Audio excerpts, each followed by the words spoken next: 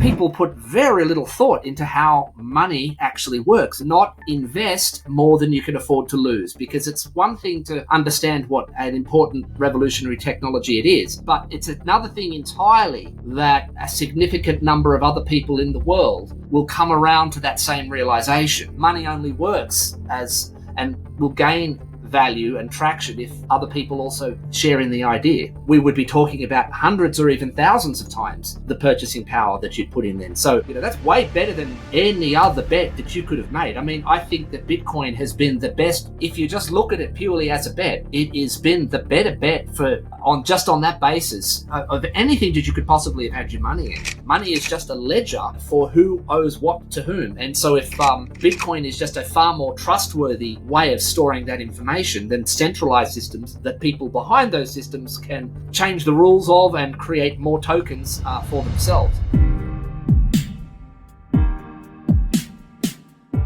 Let's start with the meetup, because I think that's really interesting what you're doing there, because like so early and Bitcoin only focus, it is really hard. But I see a lot of Bitcoin OGs that always had like those times where they went to crypto and went to other things for sometimes like even like longer, like years, till they then came back to Bitcoin only. And now it's more and more of like Bitcoiners that come in now, get the Bitcoin only content more and more. And maybe just I leave that in as a cold start now, but how was it for you to get started in Bitcoin so early in 2013 and start the meetups and how it developed from there? Sure. Well, okay, first of all, when I first heard about Bitcoin, it was obviously, as it is with everybody, a fair way before I actually took any kind of action at all. I think we all have those multiple touch points. We have to sort of hear about it, and the first instinct is to think, that doesn't make any sense. It seems like some sort of scam. How can someone just create a token out of thin air and expect people to pay real money for it? These sorts of things, we still hear them to this day. For me, there was those sorts of very early 2013 and perhaps even earlier. In fact, I do remember even hearing about the concept of using proof of work as a means of limiting email spam back in the very early 2000s. But I don't quite count that as Bitcoin, but it is, of course, a very important part of Bitcoin, the proof of work, Adam Back's proof of work, and what ended up making Bitcoin possible. But it wasn't until the sort of late 2013 run, was a very large bull run then, where I started to actually, okay, I'm hearing about it for a second time there must be more to this. Why is it running again? And then started to actually do the work and needed to, it's very easy to have an opinion.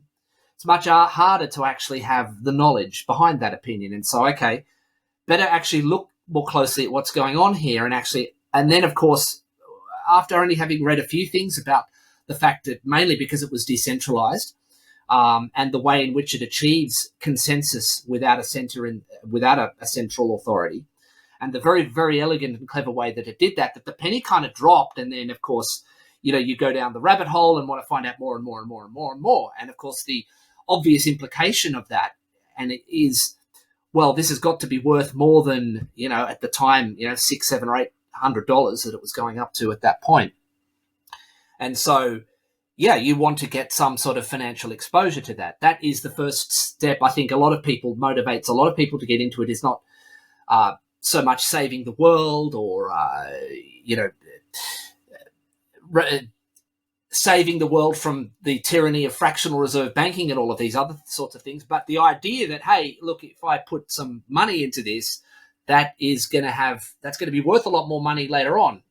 But of course, that's a very naive thing. Of course, we now realize that this is the money, and to the extent that we were ever to take something off the table, it would only be for the purposes of spending it on something we need, and we're never going back to fiat.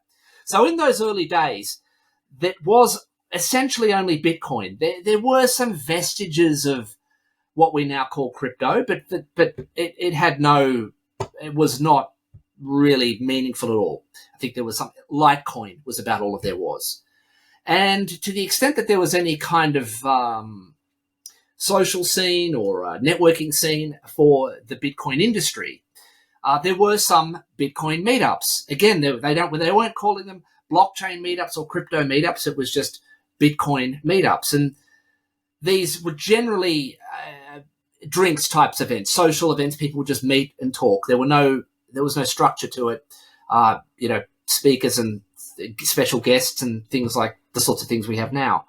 And of course, it should also be remembered that one of the reasons why perhaps there weren't speakers and special guests and all of that we can have now at the events that Bitcoiners around the whole world run, is that there were very few people out there actually talking about Bitcoin. There were very few Bitcoin educators. Standout names from the time, I think, to whom so many owe a great debt, is guys like Andreas Antonopoulos and dare I say Trace Mayer. Even I know that he became controversial for an incident at a Bitcoin conference a few years ago, I think. But that he has still, for many people, he earned tremendous goodwill in the work that he did in making people understand the truly profound implications of this technology and revolution in money. So that's what it was like in the very early days there. It wasn't until, of course, later on that we can talk about this further into the discussion, that things started to change to sort of crypto and blockchain and so forth. It's super interesting for me, like how this whole altcoin scene came on and how it developed. But it's also interesting to discuss, okay, what is real money? Like, because people feel their fiat currencies is the only money there is. Like they see it that as their money. And then you get into Bitcoin, you want to get more money, but in the transition phase of getting more money, you actually discover money, which is a magical thing that happens.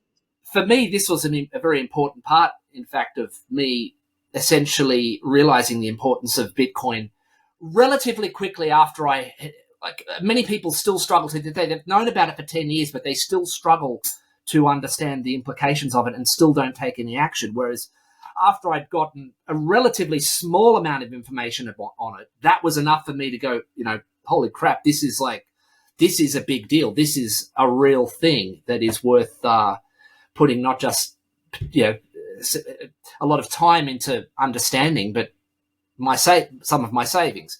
I should point out that just because I hasten to add at this point that just because someone is, to what many people coming in now think is a relatively early adopter, that such people are going into Bitcoin in the way people do now, in this sailor-like manner, where you're not only encouraged to put everything you've got into Bitcoin, but sell your house, sell your wife, mortgage everything to the hilt, and actually borrow money to buy Bitcoin. The prevailing narrative back in those days, and this was even from the most ardent Bitcoin bulls or the most committed Bitcoin enthusiasts, was to not invest more than you can afford to lose, because it's one thing to understand what an important revolutionary technology it is, and evolution in a once in a millennium evolution in money that it is, but it's another thing entirely that a significant number of other people in the world will come around to that same realization, because it's not, they have to, otherwise money only works and will gain value and traction if other people also share in the idea. So there was no guarantee of that back then, and of course there was a very brutal bear market that occurred straight after 2013, which went for several years, and wasn't until people that really did get in at that relatively early point started to sort of see the fruits of their conviction result in now rapidly appreciating purchasing power for the money that they've now transitioned into. At what point, I mean, I guess you have now such a strong conviction in Bitcoin that you're like, okay, it is beyond the point of no return. I assume now.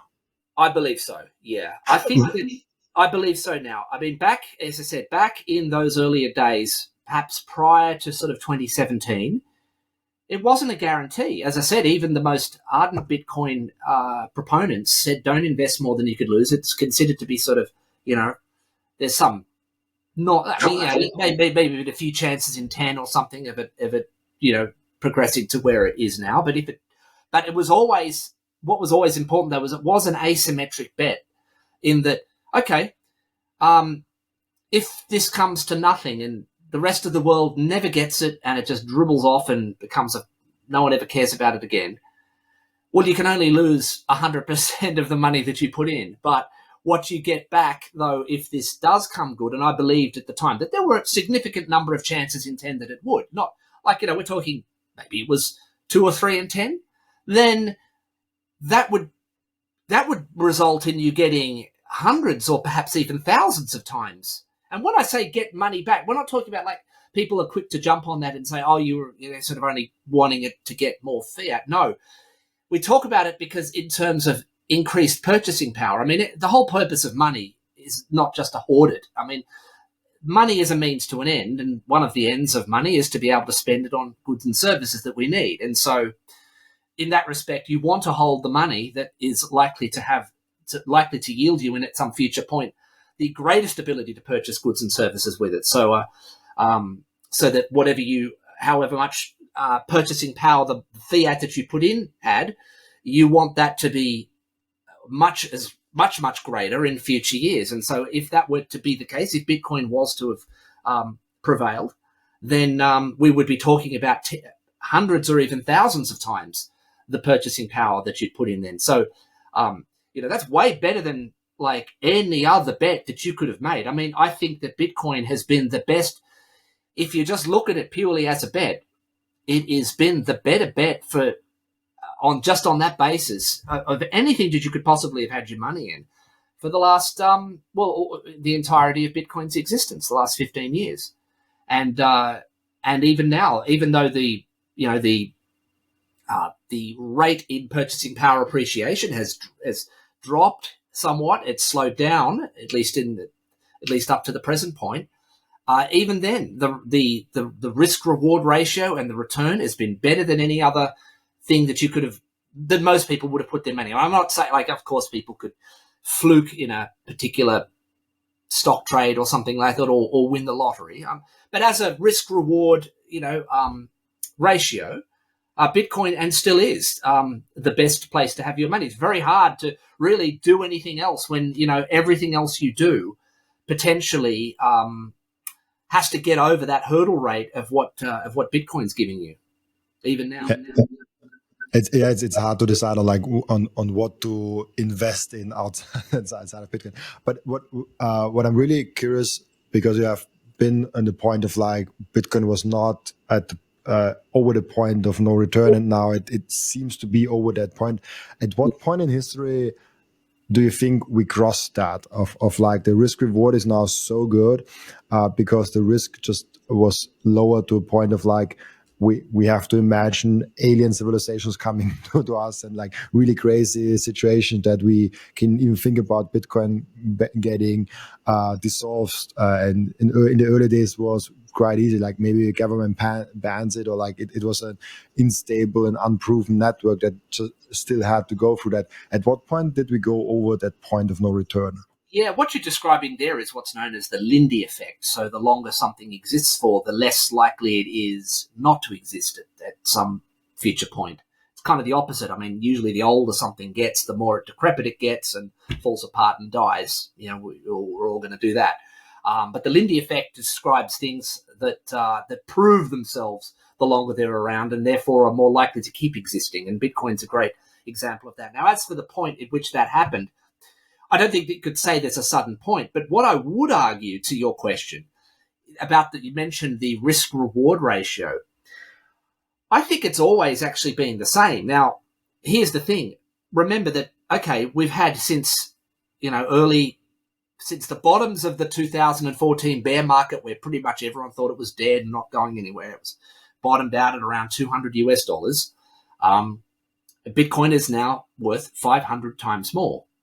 But I would argue now, though, okay, now I don't think you're going to get like 500x in that same period again. It'll be, the next stage will be slower. But the risk is also much lower. That's the thing. So the ratio remains the same, but the risk is now much lower. So yeah, whilst you're not going to get if you put, let's say, $20,000 in now, that is not going to necessarily go 500 times, but you stand a lot less chance of losing that $20,000. Moreover, you could be much more comfortable putting in a much greater percentage of your net worth than what people felt comfortable doing back then. Like I said, the figures that was generally bandied about back then was, maybe 10% of your savings. That's not 10% even of your net worth, like your house and your car and everything. It's 10% of your savings, more like a flutter, Now, of course, you can much more safely put a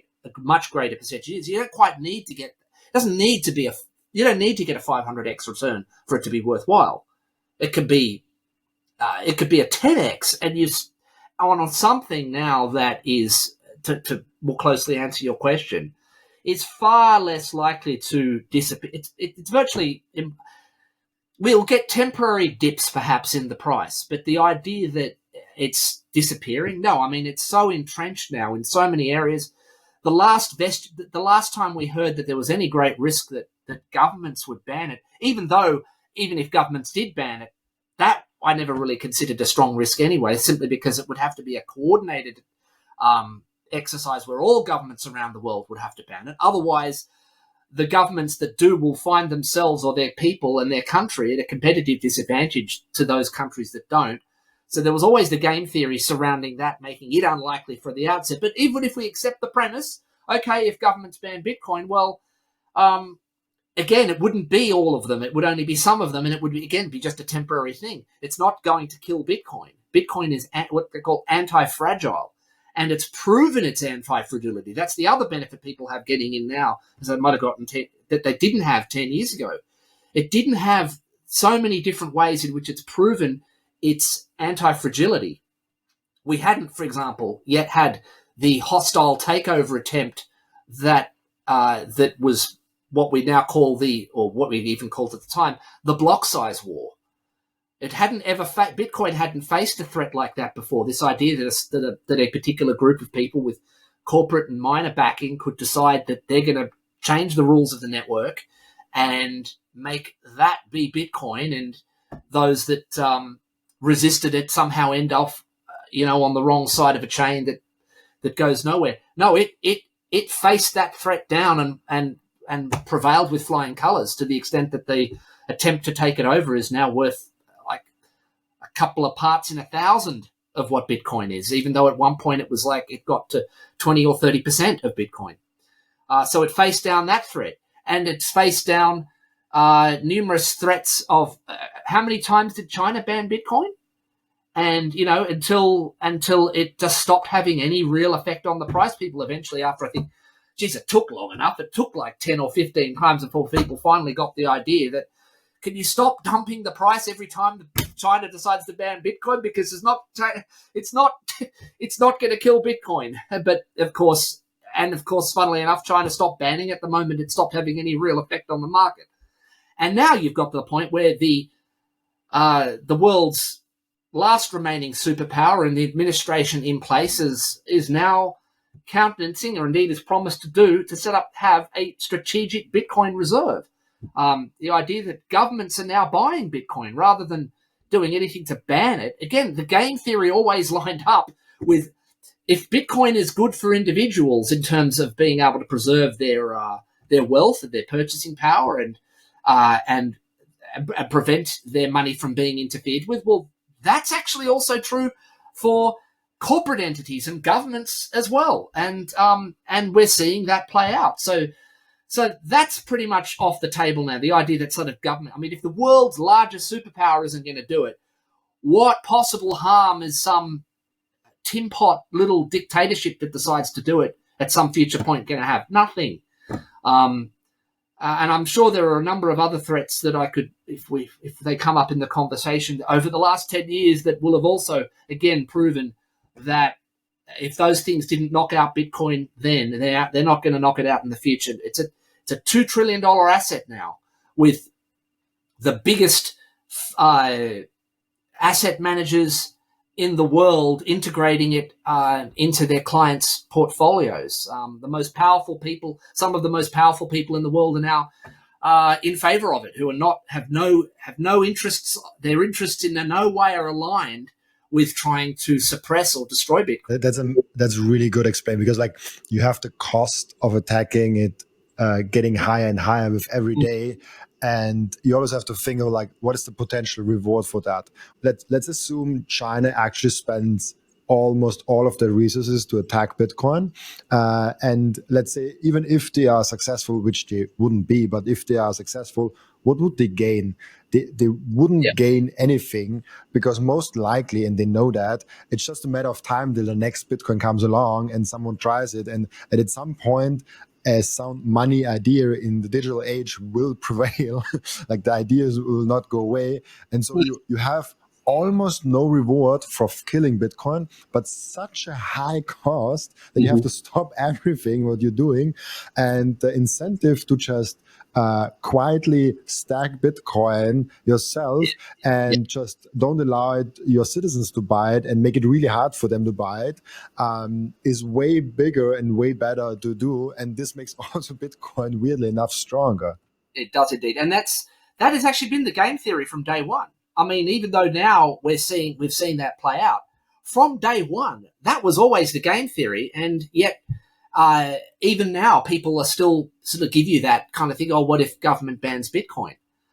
So this was never really a risk. But what we do have the benefit of now of seeing is we've proven by in action the game theory playing out in that way. I will just take up one other little point you made there about, first of all, I'll say that, the other thing as well is, and if they were even going to try to crush it in the way you suggested, it was far easier to crush, if it were ever possible, it would have been far easier to crush Bitcoin in its crib than it is now as a $2 trillion asset with the backing of some of the most powerful politicians and business people in institutions in the world.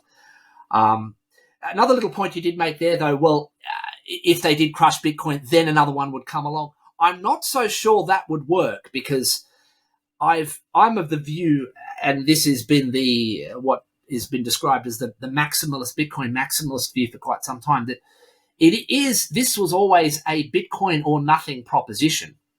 Because after all, if you look at fundamentally what Bitcoin is, it is the invention of digital scarcity. And that is an essential component of money. You could never do scarcity before, except if you had physical things. And gold became obviously the most obvious example of a thing that was scarce, and you required a great deal of proof of work in order to extract from the earth. And that made it that made it a sort of a Schelling point upon which people could agree to ascribe value to it. Bitcoin does that now without the cumbersome physicality of gold, but that wasn't something that even anyone thought possible up until Bitcoin was actually invented. It was considered to be an impossible, the problem Satoshi solved was considered to be an intractable problem. And even when he announced that he'd come up with this system on the early cypherpunk mailing list, most people didn't believe him that he had solved it. And so fortunately he said, look, you don't have to believe me. Here's the code, run it yourself. And we know the story of Hal Finney being the first follower who ran that. And then people after that started running the code. Now, the reason why your point there about another Bitcoin coming along later on is that would never work, because if Bitcoin could be destroyed that way or surpassed by another coin or another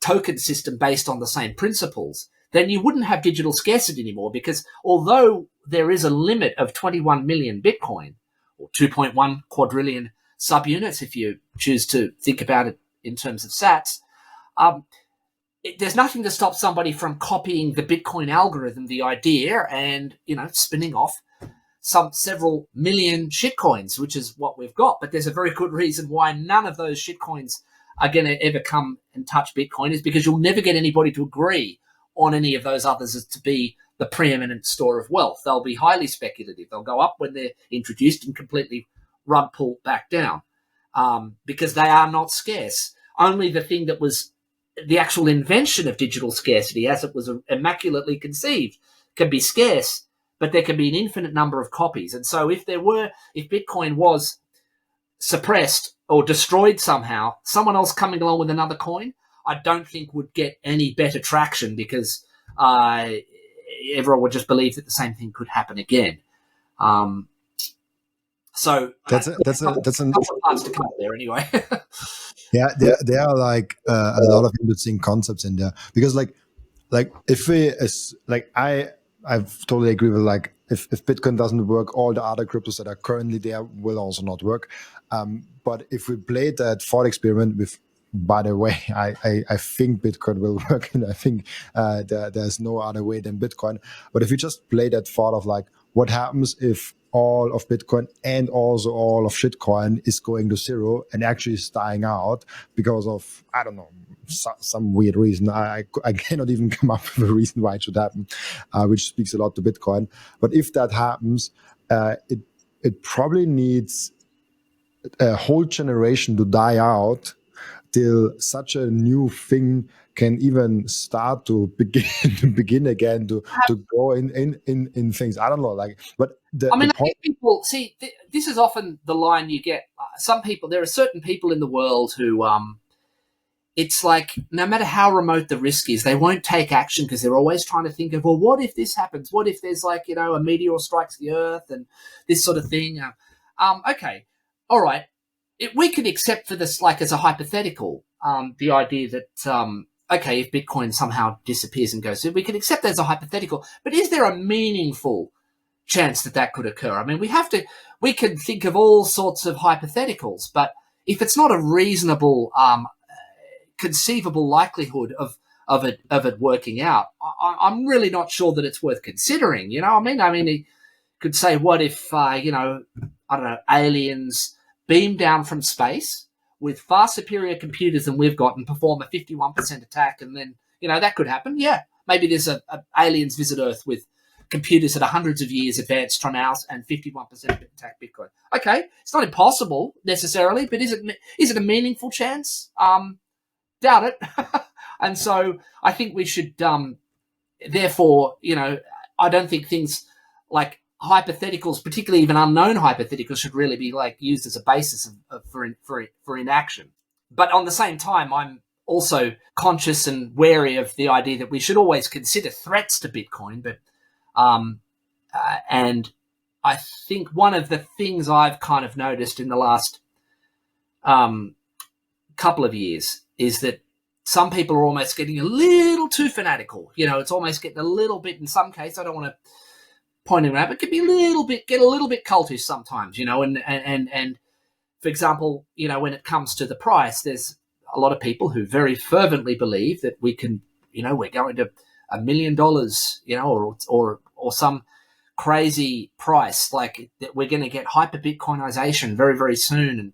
And hyper Bitcoinization, in case your listeners haven't heard that term before, is the idea that it's kind of a play on the word hyperinflation, but instead of hyperinflation, Bitcoin is extremely rapidly adopted, and fiat rapidly loses value in almost like a cataclysmic type event, whereby Bitcoin essentially absorbs all of the world's value, and the value held in fiat and fiat-like instruments drops to almost zero. That's the sort of hyper Bitcoinization scenario. And again, I say this not to be demoralizing. On the contrary, I'm very, very positive towards the future of Bitcoin. But I say it for people not to have undue expectations. Don't start planning your retirement too early, thinking that if you've got 1 or 2 Bitcoin or whatever it is, that you'll be retiring, this cycle or even next cycle, right? When I say cycle, I mean like,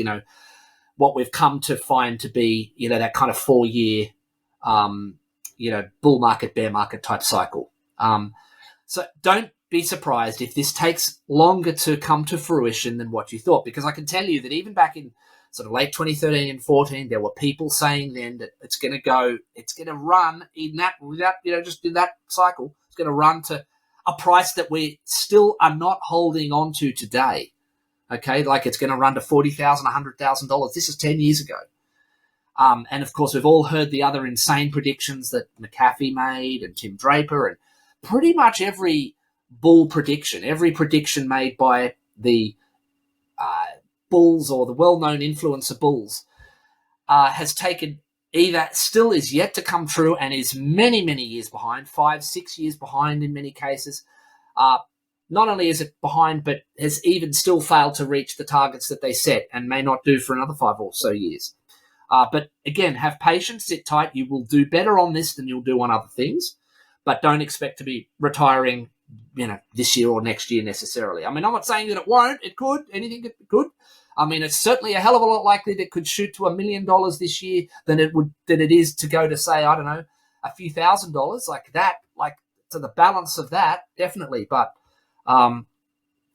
the fact is, though, that over time, over the whole time I've been through, I've noticed that things have taken a lot longer to come to fruition. Now, on the other hand, the bears, on the other hand, they've even been more wrong, because the bears are the ones they always seem to say, well, it's going to zero, or there was some idiot who even said somehow it would go negative. Like, how does that work? That guy. He said it on Joe Rogan. It was, I think, Peter Seihan or something like. It was like that. That was hilarious. Well, someone can explain that to me. I don't know how something can have a negative price. Like, how could an immaterial asset that doesn't cost me anything to hold, how that could somehow require me to pay money in order to get rid of it? I'm not sure how that works, but anyhow. But even then, the bear's saying it's going to go to. There was the most famous example, I think, from the earlier days was Professor Bitcoin. You could look up Professor Bitcoin. Never heard that. Wow. He was a professor. Again, Bitcoin has an interesting history with professors. Professors have not done very well against Bitcoin. Professors perhaps rank only behind economists. I'm not sure. Maybe it's the other way around. But professors and economists rank very closely together between Bitcoin's most embarrassed people. So the people that Bitcoin has managed to humiliate the hardest.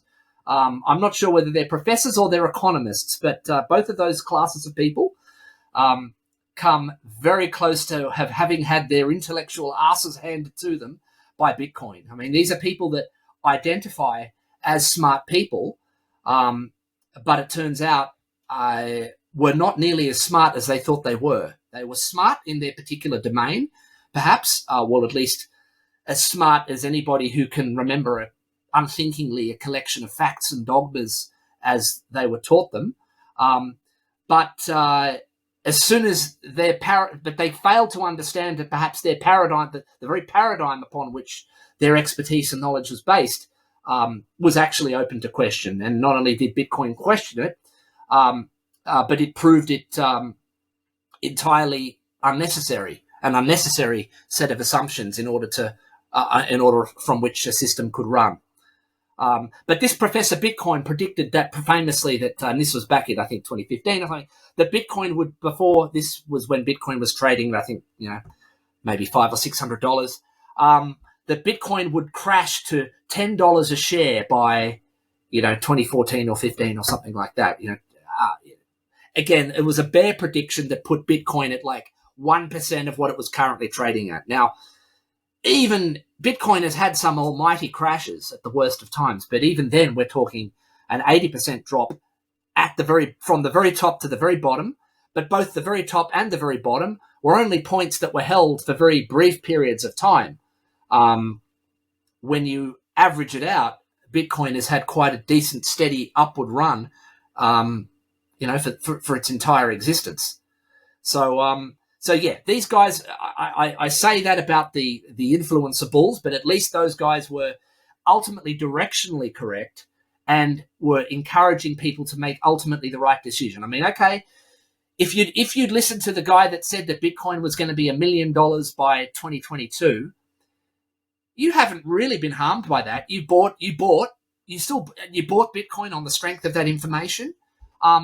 You're still up. It's better than having not bought. It's better than listening to the bears where you wouldn't have bought at all. So the bears are the ones you definitely don't want to listen to. And when it comes to some of like the really vocal bulls, just temper your expectations in terms of your own plans for what you intend to do with your vastly appreciated Bitcoin? I partnered up with Coin Vigilante. This is the most beautiful Bitcoin timepiece that I ever saw created by anyone. Look at that beauty. I love it so much. Coin Vigilante made a perfect Bitcoin watch. That's the perfect, subtle, elegant way to go out there and show that you are a Bitcoiner. And that watch brand is Bitcoin only. And Coin Vigilante just dropped a completely new and amazing Genesis edition of their watch collections. You have the date of the first ever mined Bitcoin block in there. And of course also the block height and which epoch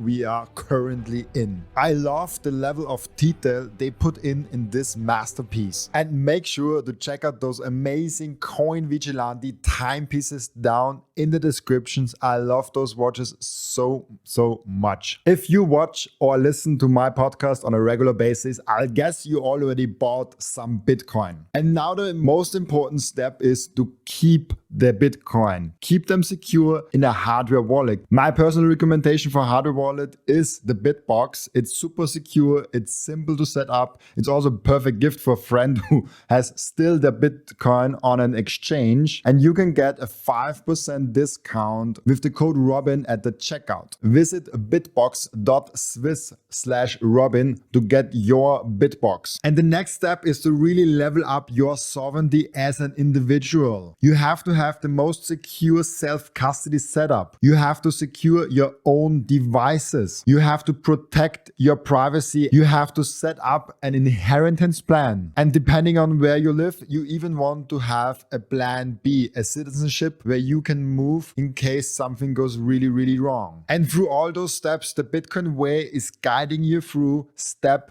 by step. And if you visit thebitcoinway.com/partners/Robin, you even get a 30-minute free call to find out how you can level up your sovereignty. There's so much in there. First of all, just quickly on the retiring topic, because it's such a popular topic in Bitcoin. I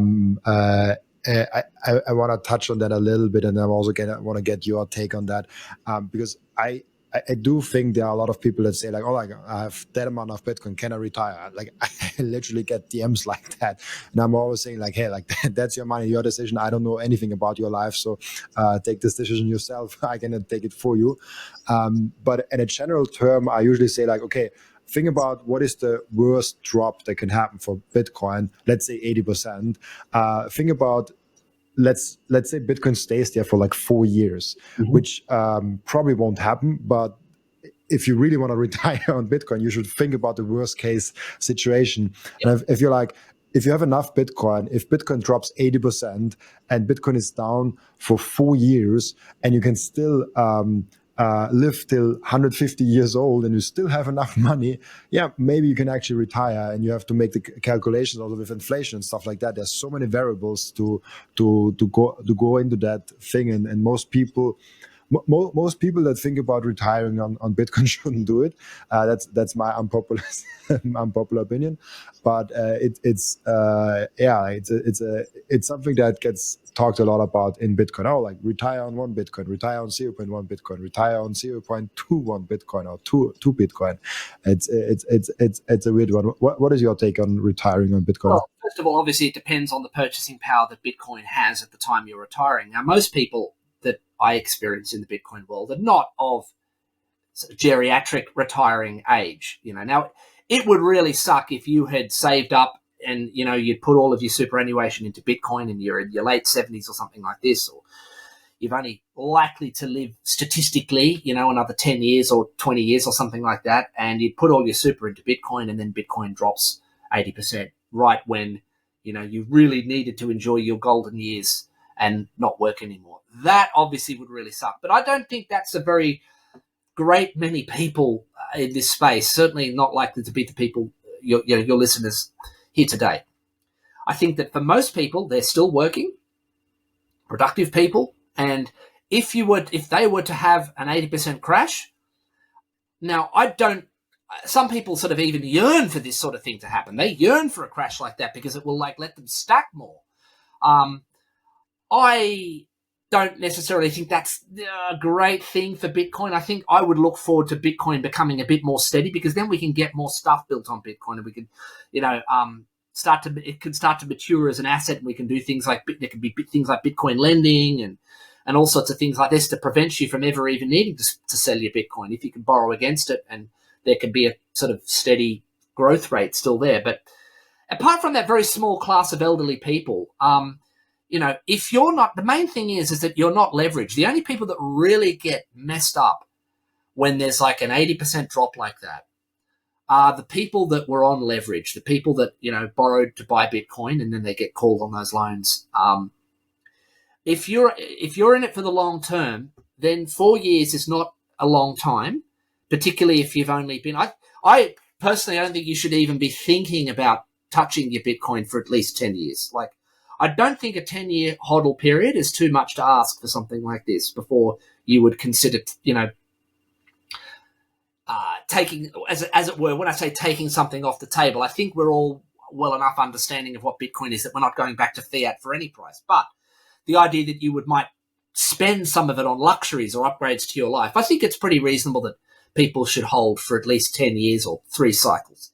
You do that, you don't have to worry about 80%. 80% will be long. You could get an 80% in one cycle, but even then it's very brief. And if you're not leveraged, you can weather that. I mean, most people that have been around for a few cycles have had to sit through that 2 or 3 times now.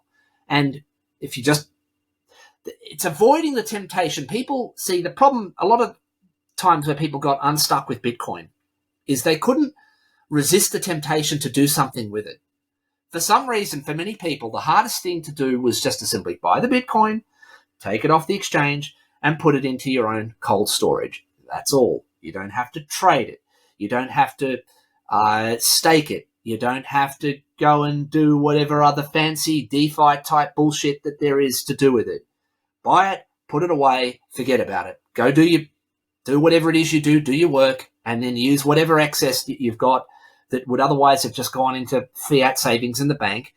Just save that as Bitcoin, because we've proven that Bitcoin is a superior savings vehicle. You do that, 80% drops will only help you get more Bitcoin as from your savings, that the savings as you accrue savings from work. And if you've held for all of those cycles, then if there's an 80% drop, maybe you've got to delay that plan by another year or 2 before it recovers. It always recovers because there are so many buyers of last resort out there, and there are so many people now that would die for an 80% pullback. I mean, like, a lot of people, I think, I must confess, I don't think I'd enjoy it. I think I've had enough.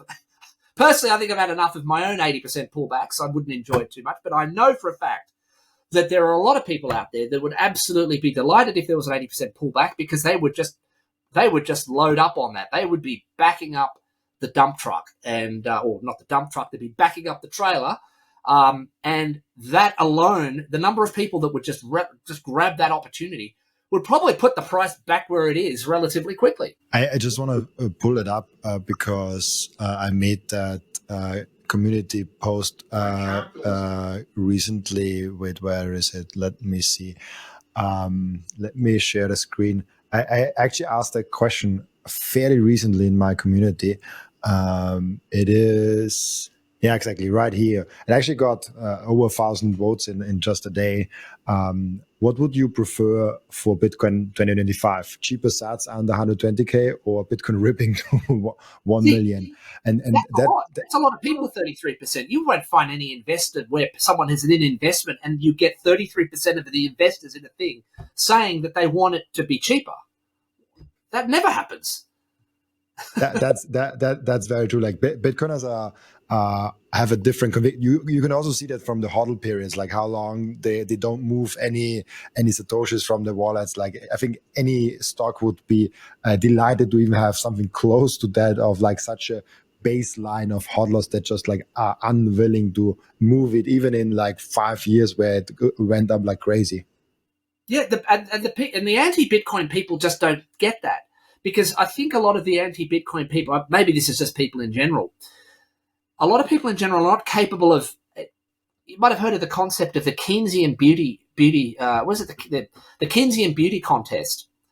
And the Keynesian beauty contest is the idea that instead of voting for, the prettiest girl or model or whatever it is in the contest, you vote for the one that you think is going to get the most votes.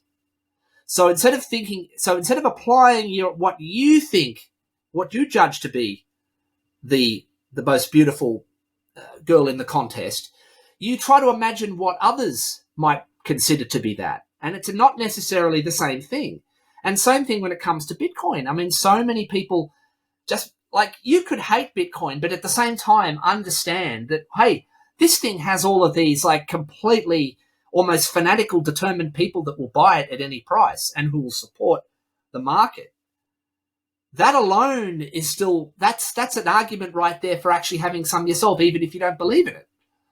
But that takes a sort of second order level of thinking that I don't think a lot of people are capable of employing. One other thing that you raised was really interesting, of like this diminishing returns, and also that ripping through like a million.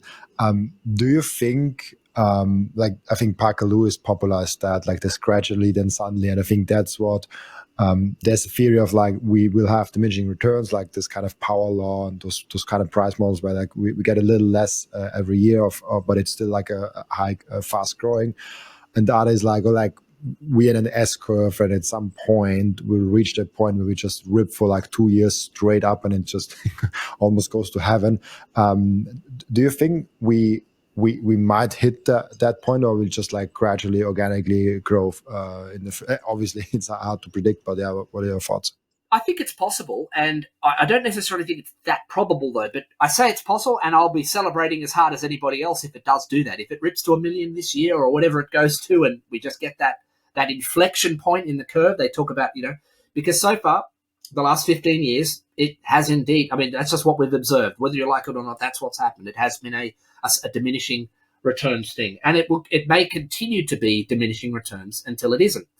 But the thing is that we have no way of knowing, nor do we have any particular evidence for a particular inflection point just suddenly happening and Bitcoin's rise accelerating up again. And here's where I want to sound another note of caution based on history of these sorts of predictions in general. Now, if you take a look at the gold bugs, the gold industry, now their proponents, since America went off the gold standard in 1971, almost from that day, you can go back and you can look at the various, like, sort of archival stuff, where they've, got saved articles from decades ago. You can find them on the internet where, and these have been going on for 50 years, ever since America went off the gold standard. But for 50 years, gold bugs almost every week without fail have had some sort of reason or some sort of like big news item that they've brought up to say that this is why this is why gold is going to go parabolic next week, because the government just announced this, or this line on this graph crossed over here and went this way, and that means that this is going to happen, and that therefore means that gold is going to go parabolic next week. And it's usually also accompanied with the idea that the economy is going to collapse as well. That's sort of, everyone who doesn't own gold is going to be poor and penniless, and those that own gold are going to find that they own everything, and there's going to be a sort of hyperinflationary increase in the fortunes of people that own gold, and everyone else who doesn't have it is going to be left with, wheelbarrows full of money buying a loaf of bread, Weimar Republic kind of stuff. But of course, that hasn't happened. Now, as skeptics of the fiat financial system, we know it's unsustainable, but it has a way of, the way it's been run, though, it does have a way of, it has been able to be kicked down the road, like for 5 decades now, and could potentially be kicked down the road a lot longer. Now, it can't obviously do it forever, but that becomes a sort of academic point. If it gets kicked down, if that can, or in our case, the idea that suddenly the Bitcoin S-curve is going to turn an inflection and go vertical, if that point is beyond our own lifetimes, then it's sort of an academic point. A lot of gold bugs have died in the 50 years since those predictions were started to be the same kind of prediction, the same kind of rhetoric from those guys, exactly the same. Just put Bitcoin in there instead of gold. That same rhetoric, a lot of Bitcoiners have died. And, there's no point being. Now, of course, I know people want to leave a legacy and family and pass it on. I understand all of that. But generally, people do look at their lives as a finite thing, and you have to think, well, yeah, money's the means to an end. What was the point of all of this? If I die, if I'm in some future point, if in the year 2150 I'm the richest Bitcoiner in the cemetery, it's not much of a point then. Yeah, I guess that the Bitcoin or the Fiat doomsayers were ultimately right, but not early enough for it to mean anything to those people that are putting their savings into it today. I don't think it will take that long, but it does have a way, though, of taking a lot longer than what the bulls and the proponents of Bitcoin, or in historical case for the last 50 years, gold, think that it's going to do. Even in the worst thing, the whole big financial meltdown of 2008. The can just got kicked out. I mean, it was total bullshit what happened. I mean, it's a total scam. I mean, we know it was the bailouts, the whole thing was a total scam.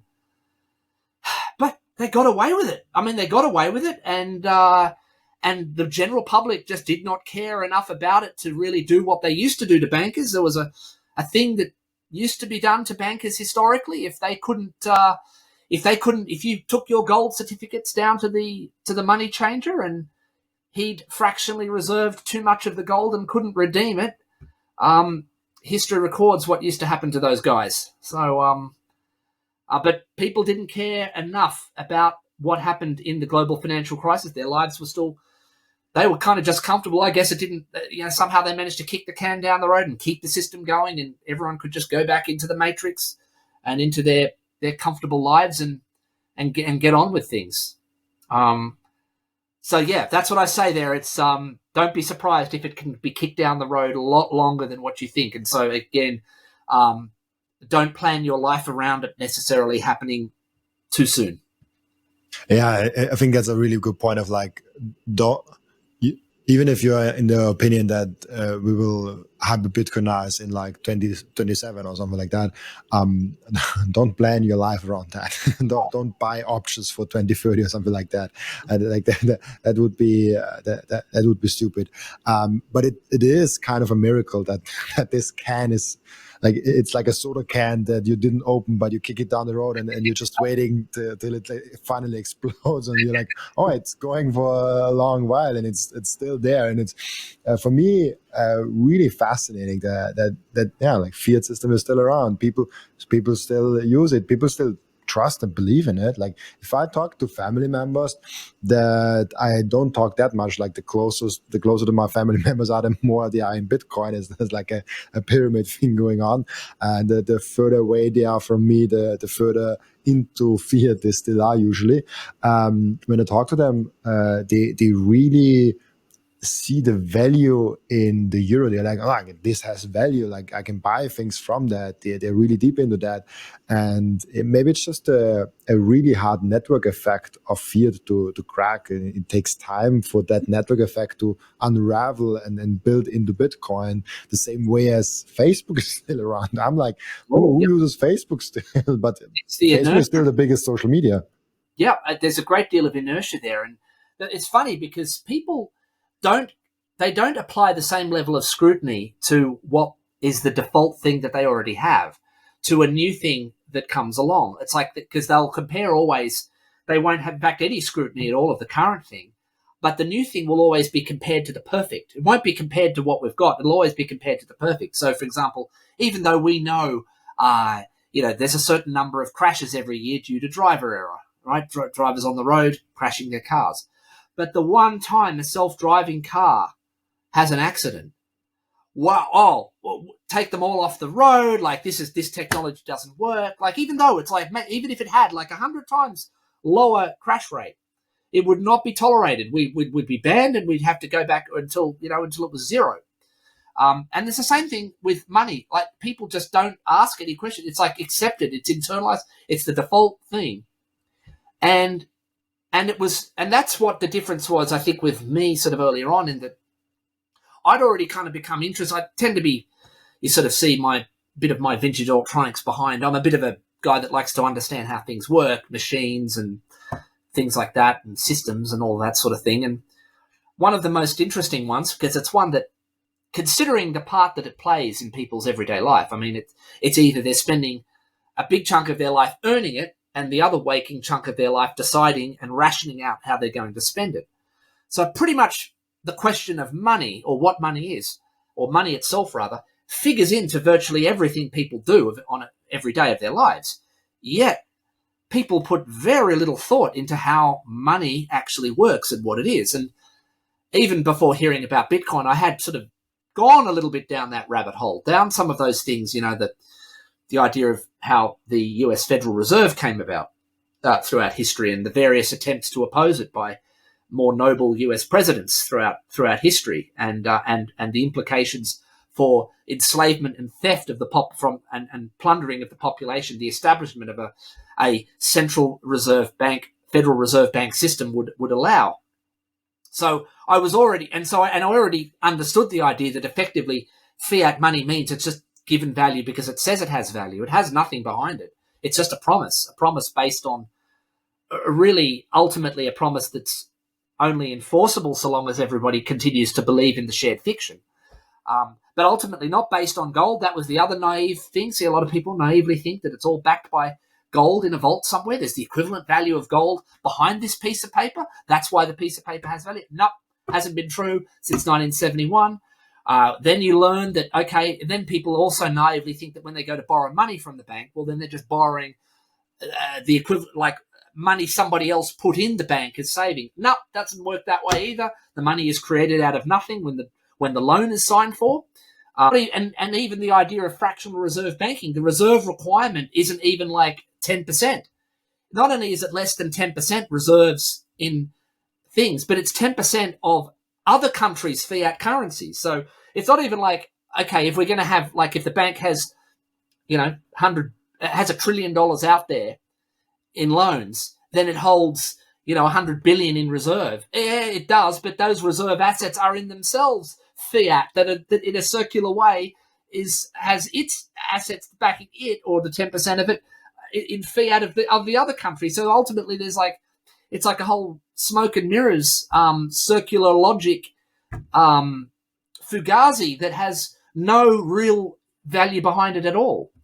And so I find that a very rich criticism when people come along and say, well, what's Bitcoin backed by? Or has it got any intrinsic value? The whole argument doesn't, for a start, is a hypocritical one, because you're not asking of it of a thing that you think has value. But it also misunderstands what money even is. Money is just a ledger for who owes what to whom. And so and Bitcoin is just a far more trustworthy way of storing that information than centralized systems that people behind those systems can change the rules of and create more tokens for themselves. So there's none of that scrutiny. You get none of that scrutiny with the people that seem to always think that fiat has value to them and above what Bitcoin could possibly be. It's sort of that and shitcoins that I think that are the two most difficult hurdles to deal with when you're trying to convince people that Bitcoin is, and only Bitcoin, so far as cryptocurrencies are concerned, are where they need to be, or indeed any currency for that matter. Bitcoin is the place that they need to be. It's like, yeah, it's either fiat on the one side or shitcoins on the other. When all we need is this one thing, and it's something that enemies can even agree on. Like that's its beauty. I could talk longer about that, but I think I'll let you chime back in. Yeah, the enemies part is really interesting, and you can see it even within the Bitcoin community, because there's this thing of like, oh, what is a Bitcoiner? But there's no like one Bitcoiner. Like, we already have such a big community, that there are, for like, that's always my favorite example, there are raw vegans that only eat plant-based, there are people that only eat meat, that are pure carnivore, and they both agree on the Bitcoin protocol as being their money and their belief system. So it's definitely something that like people that otherwise would fight a lot actually could agree on, and that's really interesting of a point. But what I wanted to ask you, especially because you are so long in Bitcoin and you have seen so many developments, and we have, for example, the block size war that arguably proved the decentralization of Bitcoin. We had more and more developments. How can we make Bitcoin even more stable, even more decentralized, even more resilient against attacks in the future? Do you see any improvements that you're like, okay, I don't know, like maybe with mining pools or anything like that, where like we still have to work that we get even more decentralized?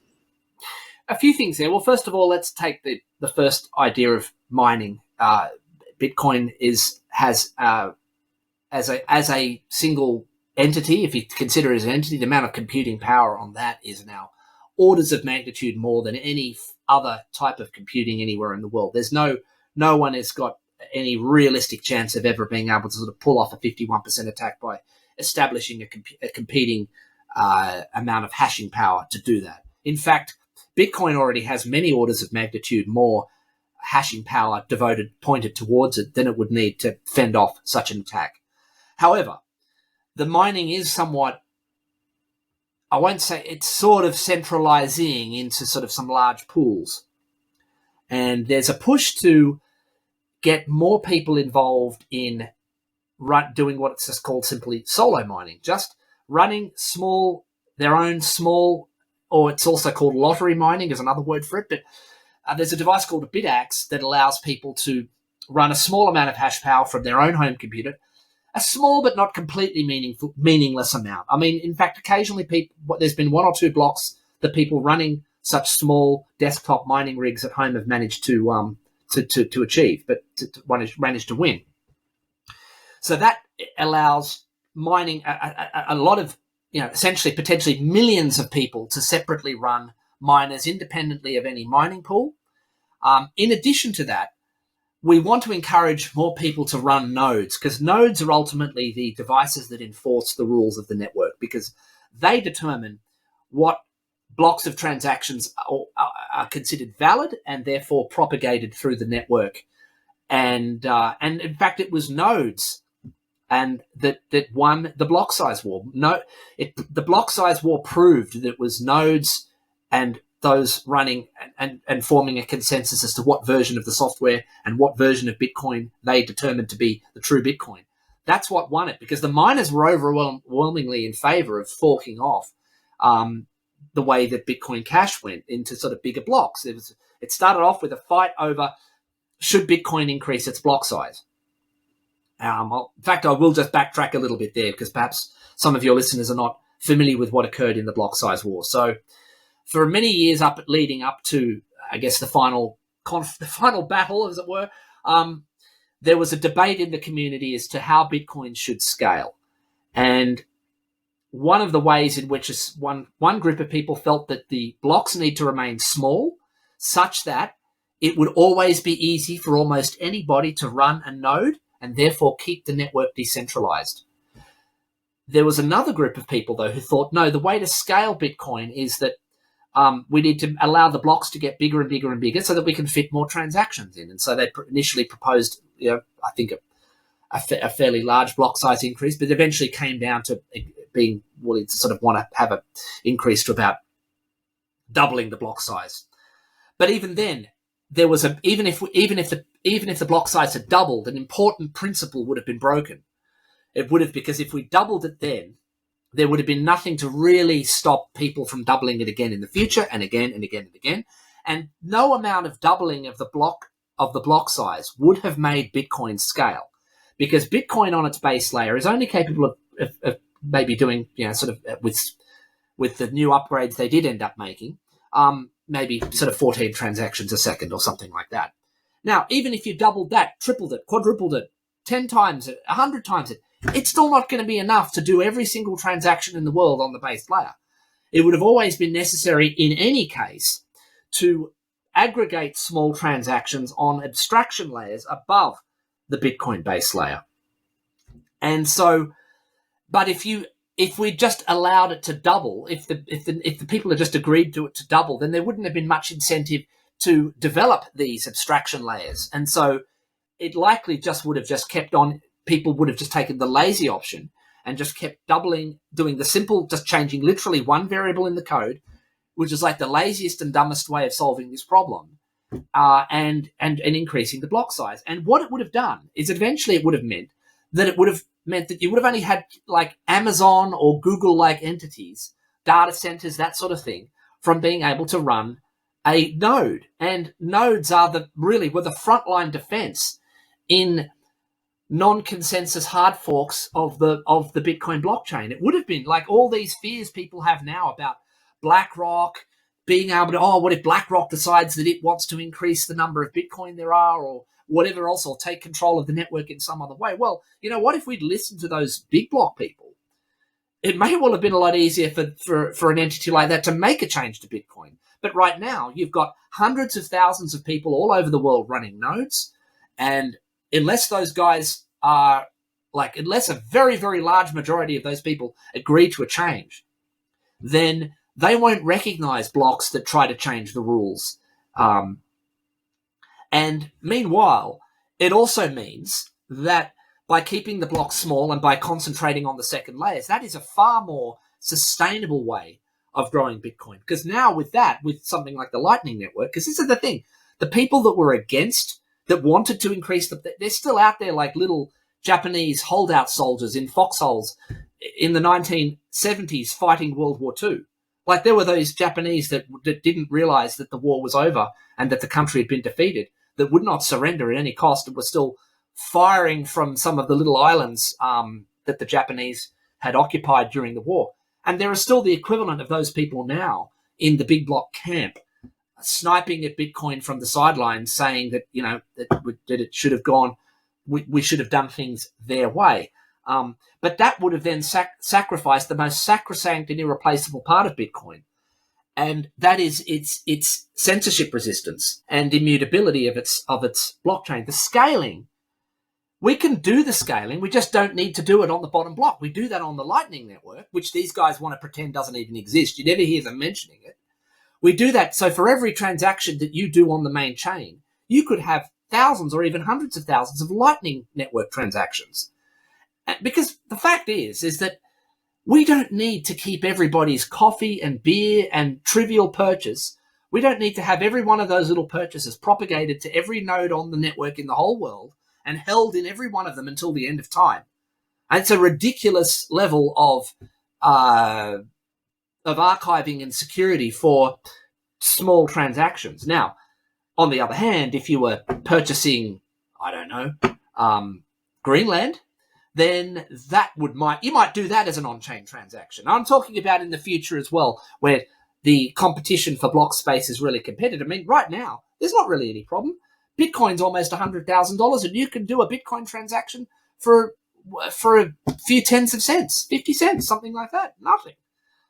It's funny that the transaction costs only spiked during the block size war, and there's a very good chance that the reason why it spiked is that the people that wanted big blocks were deliberately spamming the Bitcoin blockchain with frivolous transactions in order to boost their argument and gather support for an increase in the block size. All of those sorts of tricks were waged. Unfortunately, but Bitcoin got through that. It got through unchanged and uncorrupted. The corporate takeover failed, and we've now got Bitcoin is now it's resumed its dominant position. Well, it never lost its dominant position, but it came as close as it hasn't. Its dominance across the rest of the entire crypto market cap space has only gone up since 2017. Now that was the peak. If you didn't manage to knock Bitcoin off its perch back during the 2017 and to sort of 2020 era where there was a lot of this stuff going on, you're much less likely to do it now, because these attacks we saw, because there were many attempts to sort of pump the price of the thing that was competing to be Bitcoin, and it got weaker and weaker and weaker every time they did it, and now it's virtually forgotten about. I don't even mention its name now, because why even give it the oxygen of publicity? I just googled it to check it. Like it lost all its. It's literally like, and it's fascinating because in the beginning it actually went up like 200-300% against Bitcoin, and then it was like volatile for some period of time, and since I would say like October 2018, it just lost all the value, and now it's like it's just a line at the bottom at that point. There were some powerful people doing some big pumps on that in order to sort of lure people in and make them convinced. And there was one particular day there were, it did look like, it looked like they were really. There was one, I think, when it was, I think it might have been 2018 sometime. They were like, it got to something like 30 or 40% of the value of Bitcoin. And they were talking about a flippening. I mean, lots of things have tried to flip Bitcoin. That was one. Ethereum tried to flip Bitcoin. Where's it now? Ethereum against Bitcoin is a fraction of what it was back in 2017. And I don't say this in a gloating way. I say this in that I, back then, was trying to, always spend a lot of effort with these people trying to explain to them my point of view, the point of view that turns out to have been right. But unfortunately, many of the people that I was discussing this with, and not just me, many other people would have these conversations with online and wherever else, they behaved in a very disingenuous way, because you would go through all of their objections, their things, that you explain it all why, and then the next week they would just come back with the same arguments that you had just told them you had just explained why they were wrong, and they had accepted apparently, and the next week they would come back and just start all over again, and around it would go. And eventually it got to the point where people that were sort of like would come into like the Telegram groups and meetups and things like that, and they would start pushing this big block line, or the line, or be in favor of that alternative version of Bitcoin that attempted to flip it, and they would be pushing the narrative of the influencers involved in that community, and claiming it was the real Bitcoin and this sort of thing. And eventually we just had to sever ties with this. But you can't. It was just so disruptive, because it's one thing, I don't mind a good debate. We all can enjoy a good exchange of ideas. It can help us strengthen our own ideas and make sure our own position is airtight. Challenges, no problem at all. But when it just gets repeated, like it's repetitive over and for years and years and years, without any learning, and without any learning on the part of those people that you've been arguing against, like it's just well, you know now that you're not talking with you're not having an honest debate. You're talking with a disingenuous person that has a particular narrative to push or a bag to pump. Yeah, it's I still sometimes get those comments, and in the beginning, actually, like try to argue.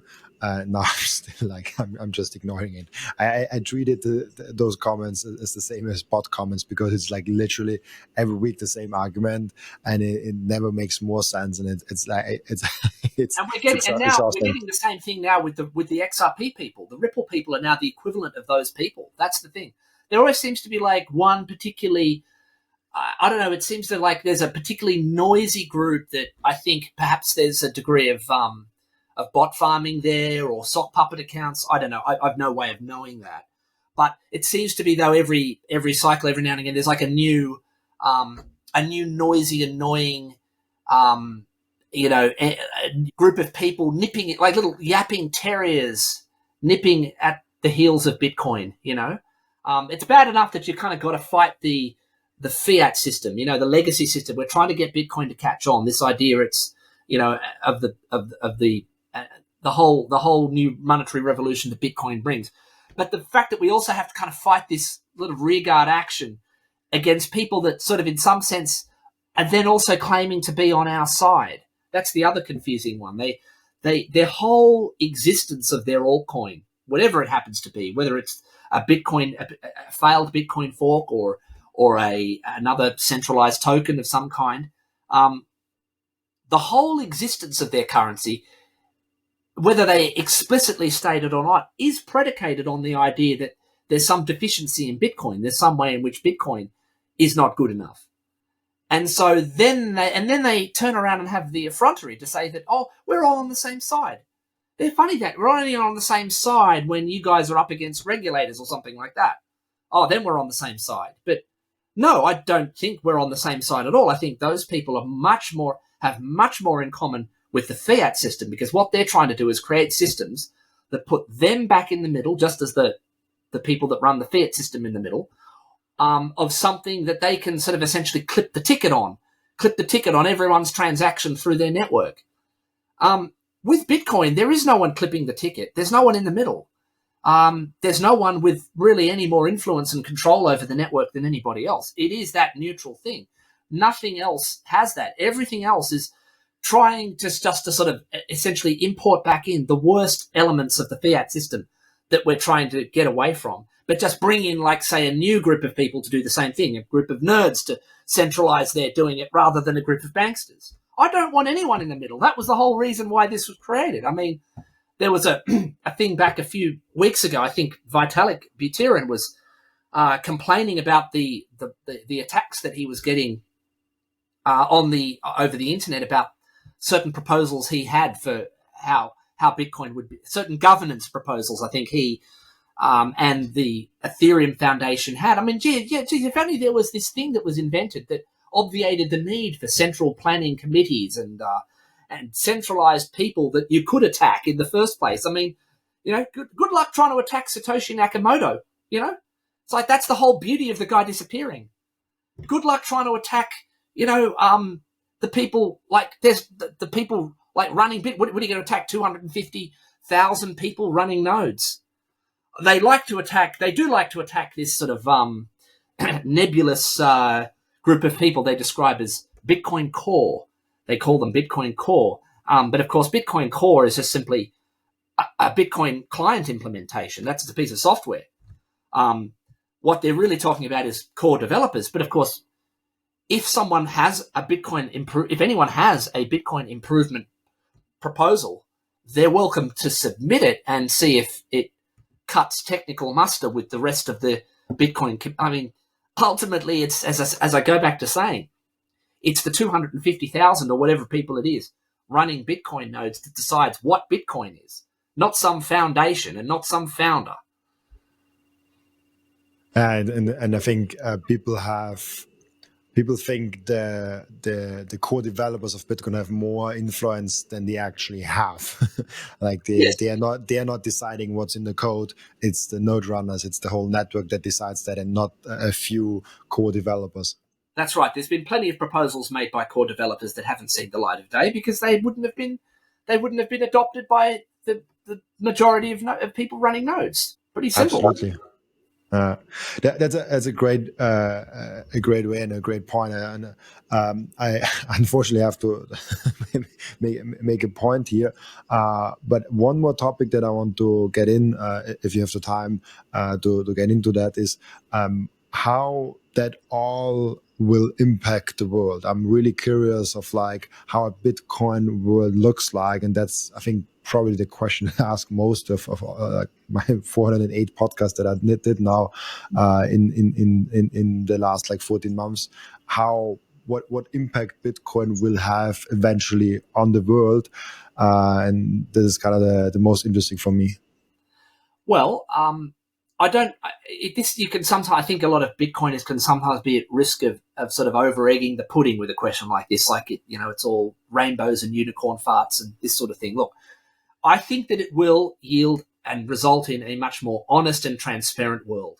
One of the biggest, there's no, I think, greater, in a way, parasitic drag on humanity than the idea of central banking. So much of the economic productivity of the world is essentially soaked up in the process of just running the financial system itself, as well as the grift and the advantage given to people that are running and at the center of that. And that on a Bitcoin standard, so many of these middlemen just go away. And So there's that. There's also the idea that it could potentially yield a lower time preference world. So a world in which people don't, because there's now an incentive to defer gratification again, something that hasn't existed since our grandparents, when, grandparents used to tell you to save your money up in a money box, that sort of thing. If you'd been doing that for the past 30 years, you were a sucker, because, myself included for much of that, because, your money just went to, just got inflated away. Even if you were in a country with a relatively stable currency. So it will lead to a lower time preference of people, which means that people can look at doing things on a much more long-term basis. Even from the point of view of the environment, if you're concerned about consumption and the use of the world's resources, it changes it moves us away from the necessity of the current economic system for there to be continual economic growth. Our present Keynesian economic system, in order to survive, requires continuous economic growth every year, otherwise it dies. But how can you have continuous growth in a world of ultimately finite resources? I mean, on the one hand, the very same people, the sort of globalist type people that are in favor of all of that, will tell you that you've got to cut back your consumption. Whereas if you really wanted to align the incentives for people to not just cut back their consumption, but prioritize only the more important consumption and the more sustainable consumption, you would give them an incentive not to immediately spend all of their resources all the time. You would give them the ability to, say, store in an immaterial thing. If you store your value, the work you've done, your future credits in the world, in something that's immaterial, you're not consuming that or taking it away from someone else who needs it for their original use case. So I use this example. I used it, in fact, last year at Bitcoin Alive. I used this example of houses. Here's a potentially good way. I mean, in Australia at the moment, you might have heard of this idea. We have a housing crisis where housing is incredibly expensive compared to weekly wages. And part of the reason for that, there are a number of reasons, but one of the reasons for that is because a great many people use housing essentially as a store of wealth, a store of value, because they see that by storing their value as a house or as a piece of real estate, its value it goes up at least the rate at which the value of their dollar is going back down. So if you buy a house now, in 20 years' time, you still at least have one house worth of purchasing power locked up there. However, that demand on real estate is competing with the demand for someone who just wants to have a house to put a roof over their own head and that of their family's heads. So if now you could have something whereby now I could put my money, the other thing is, or if you put it in gold, you've got to spend enormous, you've got to do quite a lot of environmental damage and and you've got to take gold even away from its industrial use cases. Like gold has actual industrial use cases beyond jewelry and just being, but most gold is mined, dug out of the ground, formed into bars and put back underground and expensively and guarded by guards that cost money to hire, which is pretty ridiculous when you think about it like that. Now, what if you could have something with all of the same monetary properties, but you didn't need to go through that whole charade? You didn't, and therefore gold, well, now it would, anything that actually you do need gold for, electronics or whatever it happens to be, now that could be cheaper because it's not competing with people's use. It's not competing with the store of value use case anymore. So all of these things, it can actually make other resources. So no one can therefore be ever accused of hoarding resources anymore.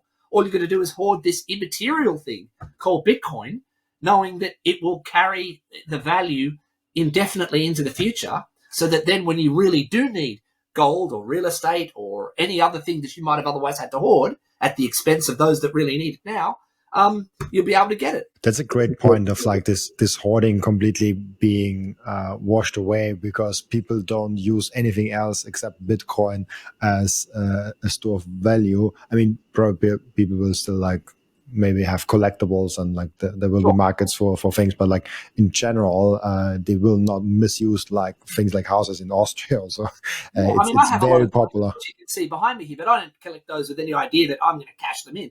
I just collect those things because I'm interested in them and I like them. And I think that's what a lot of people with collectibles, that's what it should be all about. But there are, of course, people who do use those things as stores of value. And I can tell you that it turns out to be a pretty bad way of storing value, because the trends, you've got to be on top of collecting trends. And, and a lot of collectibles tend to move with the generations of people that had an affinity for that sort of thing. So, if you take the example of people that used to collect Elvis memorabilia, a lot of people, there was a lot of Elvis type memorabilia around that the boomers, accumulated in vast quantities.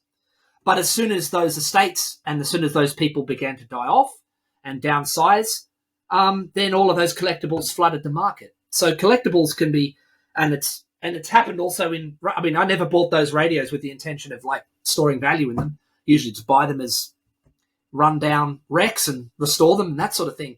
But a lot of people, though, years ago, 15, 20 years ago, well before I got into it, thought that they could buy some valuable radios. Some of them could be worth many thousands of dollars each.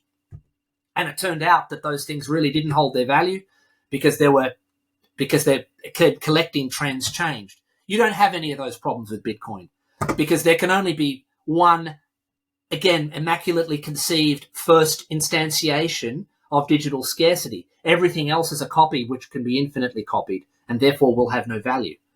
Bitcoin, there's no reason to believe that Bitcoin won't be continuing. There will not be blocks being produced 1,000 years from now. There's nothing to prevent that. In fact, in all probability, there will be Bitcoin blocks mined thousands of years from now, providing us, if there's humanity, if there's still a functioning civilization, there's no reason to believe that Bitcoin blocks will not be still being mined in millennia hence. Yeah, and everything else will then be investing again.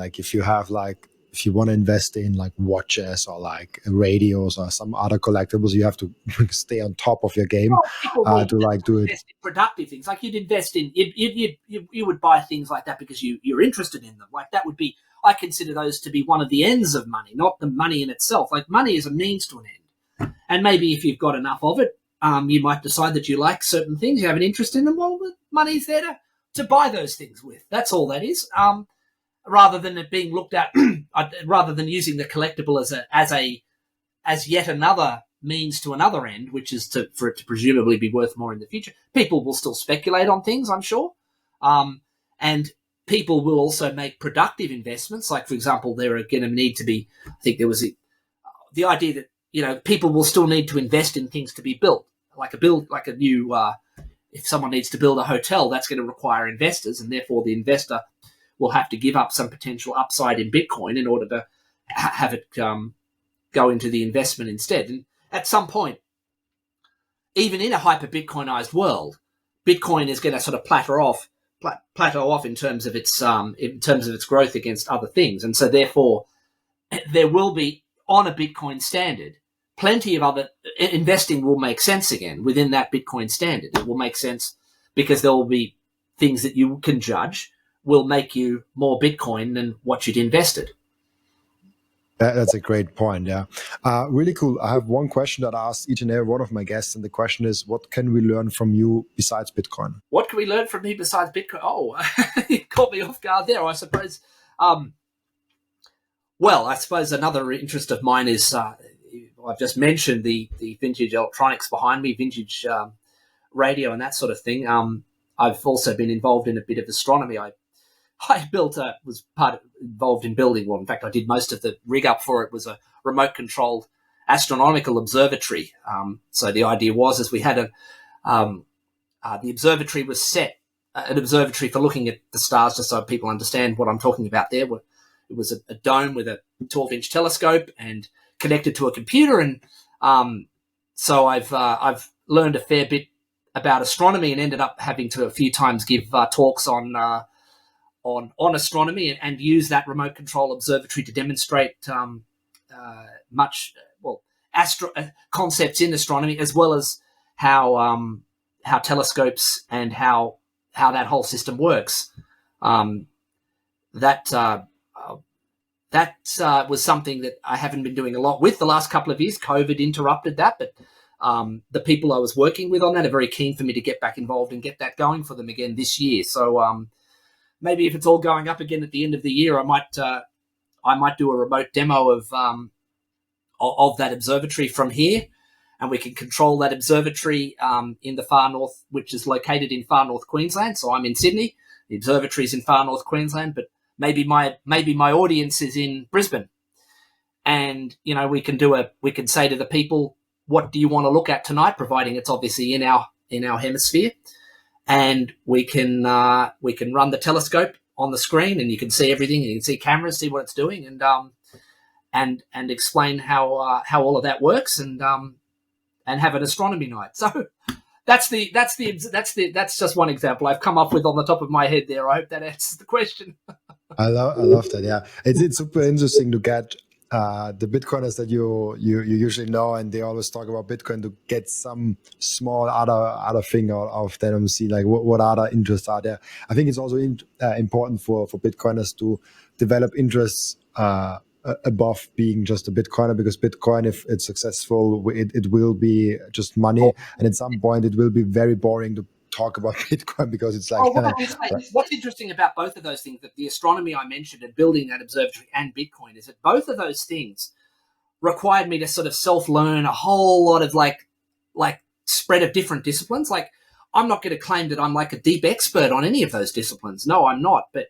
But I had to learn enough about it in order to make the thing work. And and it was very interesting from that point of view, because even it covered everything from learning about optics to learning about just doing some basic metalwork and carpentry, doing electronics, computers, obviously the astronomy itself, geometry.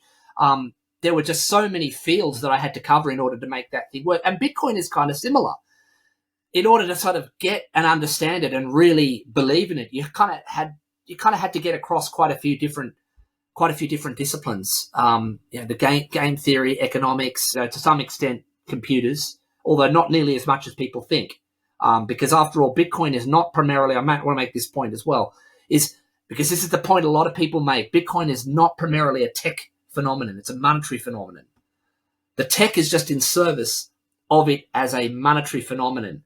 Whereas in the mistake that the blockchainers and the smart contract people make is they think of all of this as tech, and they look at, well, my chain can do more things than Bitcoin can do, therefore it's better because it can add all of these bells and whistles, because they're looking at it as a tech thing, and then they want people to buy the token as well. And what it is that the token is really just supporting the network, rather than, in this case, it's rather than in Bitcoin's case, it is the money. It's the BTC itself that's everything, and the network is merely just a means for making the Bitcoin, as in the money that we hold in Bitcoin, work. So it's a total inversion that way, and so it's very important to not to think in tech terms of Bitcoin and these other things, but in monetary and economic terms. I usually have the most success with normies that compare Bitcoin to MasterCard and Bitcoin to Facebook. I usually tell them there's a difference between protocol level and product level. And those, they usually tend to understand that, like, if you compare Bitcoin to a TCP/IP protocol versus Bitcoin to Facebook, like, Bitcoin is a protocol, and wallet on exchange or something like that would be comparable to Facebook and the product on top of that. Yes, that's absolutely right. I mean, that's what people have for the whole time I've been involved a bit, have been making that false equivalence between, they used to say, well, Bitcoin is MySpace and Ethereum is like, Facebook, or, you've heard that one, obviously, whereas it's a complete... That's a very frustrating one. Yeah, it's a completely false equivalence born out of that misunderstanding and looking at Bitcoin primarily as a tech phenomenon rather than a once in millennium paradigm shift in the nature of money. Absolutely, it's super interesting. I could having talk 2 more hours with you. It's super interesting. I can see that there's years and years of knowledge of Bitcoin in your brain that we could test for like tens of hours. We have an end routine in the podcast where the previous guest is asking a question for the next guest without knowing who the next guest is. And this is now actually the last question of the day. What does the world, and that's the question from the previous guest to you, what does the world look like in 2030? So in basically 5 years.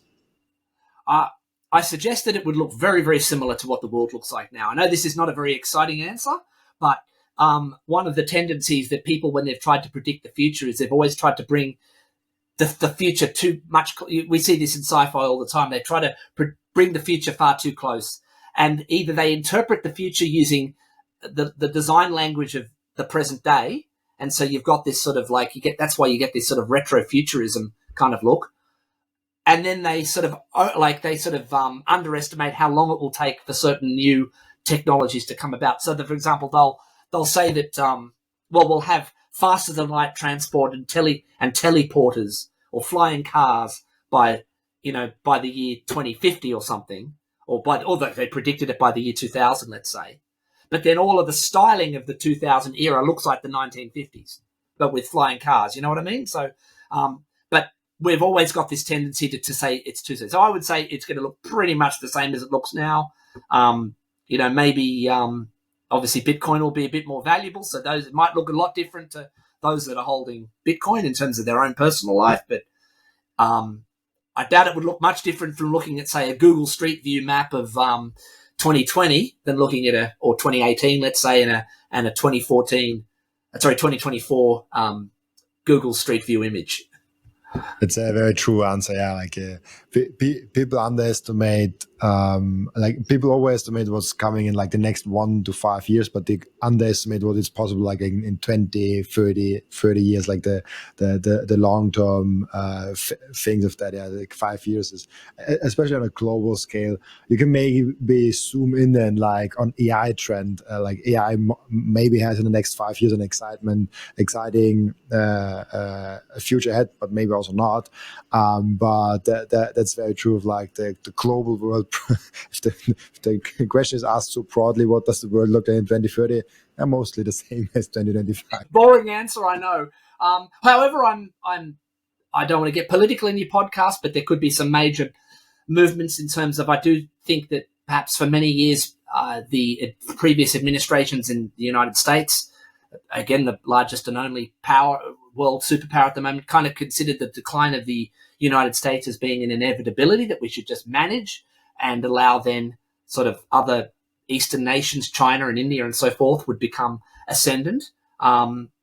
Whereas things could well now be very different in terms of the way that goes, because certainly the current administration does not consider it to be an inevitability that the West just declines and fizzles away, and that we should give up all hopes of striving and improving and doing the best we can. And there's cause to think that perhaps now that pendulum is swinging back in a more sensible direction. But I don't want to get too political. It's not necessarily where all your listeners may necessarily be at. So I want to keep it as broadly appealing for people as possible. But I don't suppose that you're going to make me on the spot come up with a question for the next listener, are you? And the next, I usually give people some time to think about that. I usually collect, like in 99% of the cases, I collect the question after we record it. But sometimes the guest brings it up, and then sometimes we directly make the question. But it's funny that you came to the political topic, because the previous guest was actually a mayor of a small town in America. It's funny because you always asks that's why he asked the question. He always asks the citizens when he encounters them in like some group setting or something like that, like, how do you want the town to look like in 5 years? Like, what can I do for you in the next 5 years? Because like 4, 5, 6 years is usually like the election cycle, and this is usually like politician. it's the time frame of a politician, usually like 5 years. That's true. That's the problem with it, isn't it? It's there's no long-term thinking there. It's only a matter of getting through to the next election, which is why, in this case, though, one of the things about the US system is that, again, the current president cannot run for another term. So all he really is concerned with is his legacy and possibly, proving his haters wrong. There's one thing that at least, you can say what you like about the man's ego, but there's one thing it's going to show that ego is going to make sure that he doesn't, that he does a good job. He doesn't want to be remembered as a failed president. He doesn't want to be remembered as a guy who didn't follow through on the things he was going to do. I think, broadly speaking, most Bitcoiners have been pretty impressed by the speed of the promises being kept. Ross Ulbricht released, okay, day 2, well, fine, day 1, day 2, who cares? We're yet to sort of see how the strategic Bitcoin reserve might materialize. A little disappointed about the shitcoin, about the Trump coin, but it makes it seems there was a Trump coin, a Melania coin. The same mob was even behind this Libra coin with Javier Milei and so that was disappointing. I think a lot of Bitcoiners, no matter, just because you may have been otherwise supportive of other things, doesn't mean you have to support the whole thing. Perhaps there were people, perhaps he was ill-advised. I mean, after all, so many of the people that are Bitcoiners now themselves will readily admit to having gone through a shitcoin phase. I'm prepared to believe that Trump's understanding of what he's really getting into isn't that deep yet. I don't really think he's have any really deep knowledge. I think he's, again, understands that there is a significant constituency there that is worthwhile keeping happy. And I think as well, he also has a great deal more personal experience with what can happen to people under centralized systems. He himself, after 2020, they used that January 6th business as a pretext for it, was almost threatened with having his own bank account shut down. I mean, they already kicked him. They shut down all of his social media, all of that, and was very close to, I think, losing a lot of his own ability to operate in financial institutions. That, I think, would have been a very eye-opening thing, and he would have realized that, he possibly at least realizes that such persecution, such whether of powers that be towards their political enemies, are just not possible on a Bitcoin standard. So that could have been a sort of Damascene Road conversion for him, because of course during his first term, Trump was very much made some tweets that were very anti-Bitcoin, but they were really no more anti-Bitcoin than the sorts of comments that many people have made about Bitcoin before they've learned anything about it.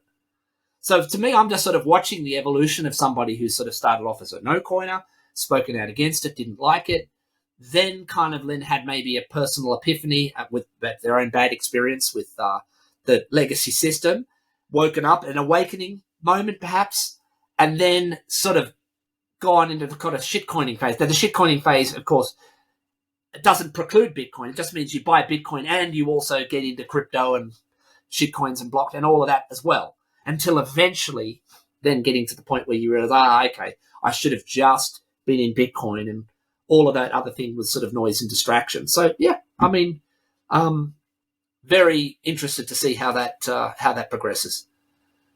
Yeah, we can let them have some learning curve. I think that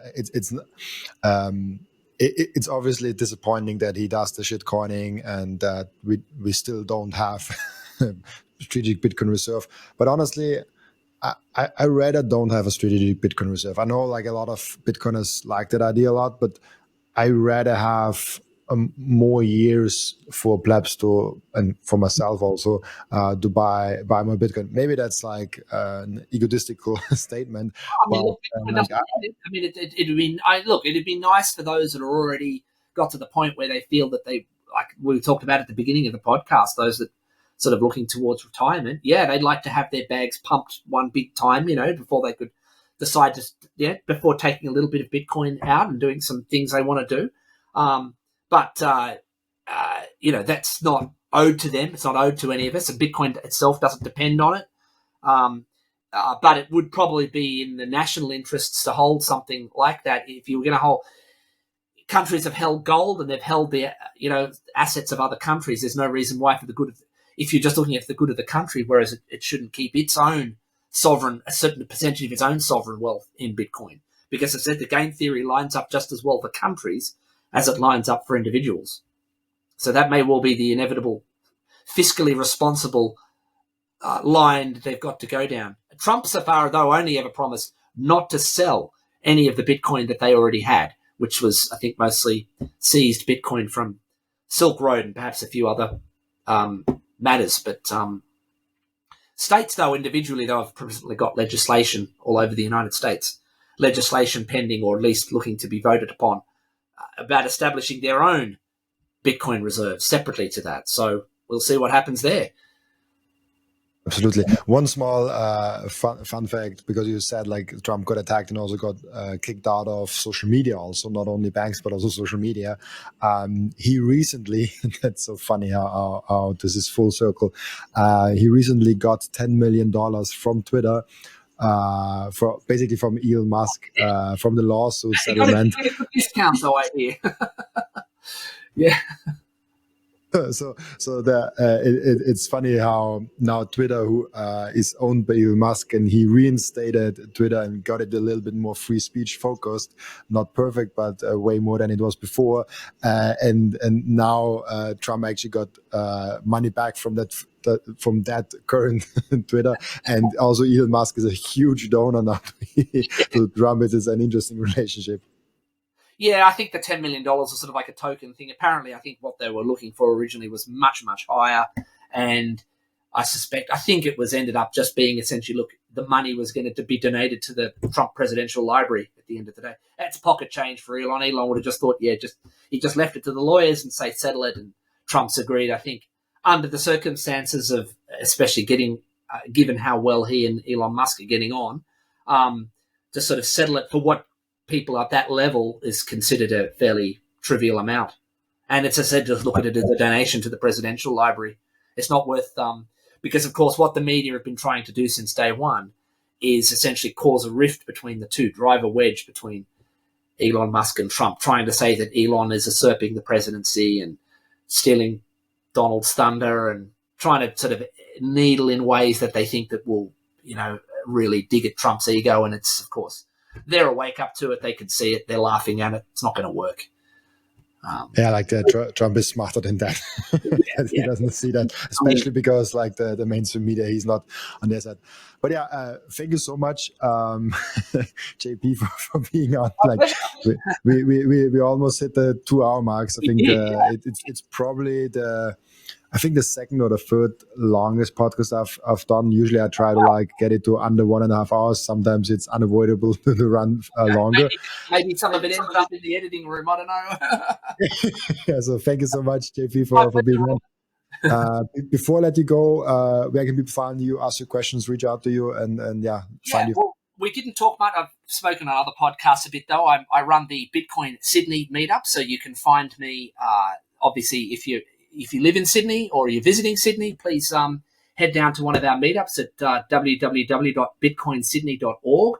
That'll take you to our meetup page. I'm at JP_technology on Twitter. I think that would be the best place. Find me there. Follow you back if you add me there. And, of course, we've got a Telegram group as well. We've got our Bitcoin Sydney Telegram chat. I'm also involved in running one of the national bush bashes that we have in Australia. So on top of the monthly meetups that I run in Sydney, we've got there are now 4 bush bashes a year where they're like a meetup, but they go for a whole weekend, and people from Bitcoiners from all around Australia and occasionally from outside Australia meet and gather to share speaking topics. That we give talks, have dinners, lunches, all this sort of thing. So they're like a cross between a sort of like kind of like an informal conference that goes over sort of 2.5 days. And there's 4 of those, one in Western Australia, one in Victoria, one in New South Wales, one in Queensland. And so last year and now this year, I'll be running with my Bitcoin Sydney assistants as well, running the New South Wales Bush Bash in Parkes. So that Bush Bash will be on at the end of November, the final weekend of November. There is another Bush Bash coming up in Victoria in, I think we can find that on bitcoinbushbash.info. And that's coming up in Beechworth in Victoria towards the end of March. I'm also hosting or one of the MCs and speaking at the Bitcoin Alive conference, which is coming up on Saturday, March 8. So I'll be there at that. You can still get your tickets at bitcoinalive.io. I hope I've got that right, Chris and Dylan. So tickets available for that. And we'll also be having a free reception night for that event. So on the Thursday prior, Thursday the 6th, will be our next Bitcoin meetup. And that's a free event where hopefully we'll have most of the speakers who are in town will be at that for sort of social, and we'll just give a quick introduction to themselves and what they'll be talking about at the conference. And so that also might entitle you to purchase a last minute ticket to the conference if you haven't done so already. So yeah, pretty easy to find in Bitcoin. And so any of those ways you'll be able to get in touch. Absolutely. And I think Australia is my 5th biggest country from like viewership where they come. So like there's like a good amount of viewers there. And thank you so much for being on. Also, thank you so much for everyone that is watching and listening, for joining us today. As always, I'll be back tomorrow with another episode. Bye-bye. Bye-bye.